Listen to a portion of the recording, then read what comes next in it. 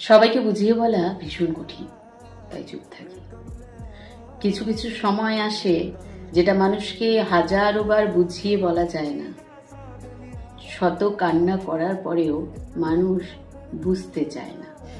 তখন মনে হয় চুপ থাকাটাই সব থেকে উত্তম উপায়। জাস্ট চুপ হয়ে সরে আসাটাই হচ্ছে সব থেকে একটা ভালো দিক। যখন মানুষ তোমার শব্দের মূল্য দেয় না, তোমার অনুভূতির মূল্য দেয় না, তোমার চোখের জলের মূল্য দেয় না, তখন একদম চুপ হয়ে যাও এবং নিজেকে গুটিয়ে নাও। কারণ কি জানো তো, সব থেকে দামি হলো আত্মসম্মান।